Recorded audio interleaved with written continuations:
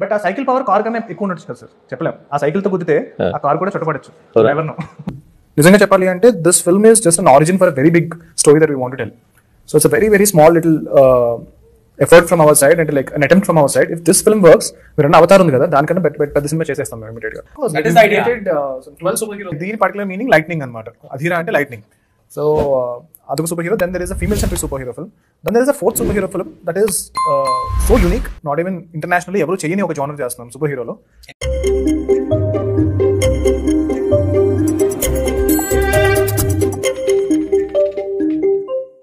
Correct గా ఒక 2 weeks back Prasanth Varma videos and promotions చూసి చాలా ఓవర్ కాన్ఫిడెంట్ ఉన్నాడు అనుకున్నారు. అవతార్ అంటున్నాడేంటి, సైకిల్ కార్ని గుద్దడం ఏంటి, 12 సూపర్ హీరోసా, ఇంత బిల్డప్ ఇస్తున్నాడేంటి అనుకున్నారు. బట్ కట్ చేస్తే కంటెంట్ ఉన్నోడికి ఆ మాత్రం కాన్ఫిడెన్స్ ఉండాలని గట్టిగా ప్రూవ్ చేశాడు భయ్య. హనుమాన్ మూవీని తన డెడికేషన్ తో కన్విక్షన్ తో చెక్కిదిద్దాడు అని చెప్పాలి. సింపుల్ స్టోరీని పండగకు కావాల్సిన అన్ని ఎమోషన్స్ ని జోడించి ముఖ్యంగా డెవోషన్ టచ్ ని కరెక్ట్ గా బ్యాలెన్స్ చేసి జనాల మీద సంధించాడు. హార్డ్లీ 30-40 crores తో తీసిన ఈ మూవీ ఇప్పుడు ఏకంగా 200 crores గ్రాస్ ని కలెక్ట్ చేసింది అంటే ఎంత పెద్ద సక్సెస్ మీరే డిసైడ్ అవ్వండి. అండ్ యుఎస్ లో 4.5 million క్రాస్ చేసి ఏకంగా top 5 all time highest Telugu movies list లో చేరిపోయింది. ప్రశాంత్ వర్మకి ముందు నుండే తను ఏం తీయాలి, ఏం చెప్పాలి అనుకుంటున్నాడు అని దానిపైన 500% క్లారిటీ ఉంది. అందుకే మూవీ అవుట్పుట్ ఈ రేంజ్ లో వచ్చింది. తను క్వాలిటీకి ఎంత ఇంపార్టెన్స్ ఇచ్చారు అనే దానిపైన మీకు ఒక చిన్న ఎగ్జాంపుల్ చెప్తాను. ట్రైలర్ లో మీకు ఒక చిరుత షాట్ కనిపిస్తుంది కదా, ఆ CGI వర్క్ ని ఆల్మోస్ట్ 1 year పైన వర్క్ చేశారంట. బట్ ఎంత ట్రై చేసినా ఆ షాట్ అనేది పర్ఫెక్ట్ గా రావట్లేదు అంట, ఏదో మిస్సింగ్ అండ్ రియలిస్టిక్ అనిపించట్లేదు అని ఆ సీన్ ని మూవీలో నుండి తీసేశారు. That shows his dedication towards cinema. And Anjaneya Swamy face ని కంప్లీట్ మూవీలో ఎక్కడ కూడా రివీల్ చేయలేదు. ఈవెన్ క్లైమాక్స్ లో కూడా చాలా intelligent screen play and editing తో తెలివిగా కట్ చేశారు. అది అలా ఎందుకు చేశారో తన మాటల్లోనే వినండి. ఇప్పుడు రీసెంట్ గా నేను కాబట్టి చెప్పారు, నేను చిన్నప్పటి నుంచి హనుమంతుని ఎలాగైతే ఊహించుకుంటున్నాను ఎగ్జాక్ట్ గా చూపించారు మీరు అని. ఇప్పుడు మేము ఫేస్ చూపించున్నాం అనుకోండి, ఒక VFX ఫేస్, డెఫినెట్ గా మీరు ఒక క్లైంట్ చేసుకుంటారు హనుమంతుడు. So we might not be able to match your expectation. So ఇప్పుడు సినిమా చూస్తున్న వాళ్ళకి పుణకల్లాగా అనిపిస్తున్నాయి, షూర్ అవుతున్నారు, కళ్ళు నుంచి నీళ్ళు వస్తున్నాయి ఆ క్లైమాక్స్ చూస్తున్నప్పుడు. ఎన్ని ఎందుకు జరుగుతుంది అంటే కనుక కొంచెం ఇమాజినేషన్ వదిలేసాను నేను, కంప్లీట్ గా నేను చూపించాను ఇదే హనుమంతుడు అని చెప్పి నేను ఫిక్స్ చేయలేదు.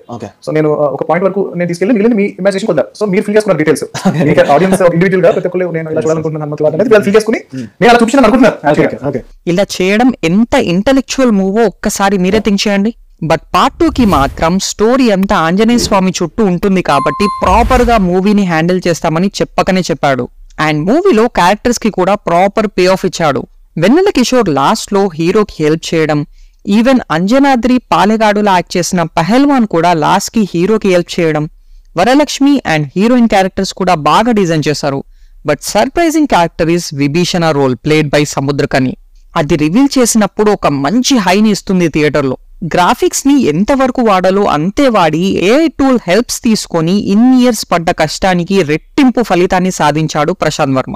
ఇంకా మీకు హనుమాన్ మూవీ ఎండింగ్ చూస్తే ఈ పాటికే తన నెక్స్ట్ మూవ్ ఏంటో అర్థమైపోయి ఉండాలి. చాలా పెద్ద ప్లాన్ లో ఉన్నాడు ప్రశాంత్ వర్మ. మన ఇతిహాసాల నుండే 12 సూపర్ హీరోస్ ని క్రియేట్ చేస్తాను అని చెప్పాడు. అందులో ఆల్రెడీ ఆంజనేయ స్వామిని ఈ మూవీలో చూపెట్టారు. అండ్ నెక్స్ట్ మూవీ జై హనుమాన్ కంప్లీట్ గా హనుమాన్ పైనే ఉంటుంది. నెక్స్ట్ ఖచ్చితంగా పరశురాముడు అండ్ అశ్వత్థామని పక్కా తీసుకొస్తారు. So the final movie in a cinematic universe would be కల్కి versus Kali. That would be the end game of Prasanth Varma cinematic universe. చాలా పెద్ద ప్లాన్ ఇది. బట్ తను ఇదే డెడికేషన్ తో పర్ఫెక్ట్ గా ఇంప్లిమెంట్ చేస్తే వరల్డ్ మొత్తానికి మన ఇతిహాసాల గురించి, మన గొప్పతనం గురించి ఖచ్చితంగా తెలుస్తుంది. ఈ మూవీ చూసాక మీ ఫీలింగ్ ఏంటో ప్రశాంత్ వర్మ పైన మీ కమెంట్స్ కింద మెన్షన్ చేయండి. అంతే ఫ్రెండ్స్, మళ్ళీ ఇంకో టాపిక్ తో కలుద్దాం. వీడియో నచ్చితే సబ్స్క్రైబ్ చేసుకొని వీడియోని షేర్ చేసి మీ సపోర్ట్ ప్రొవైడ్ చేయండి. Thanks to one and all.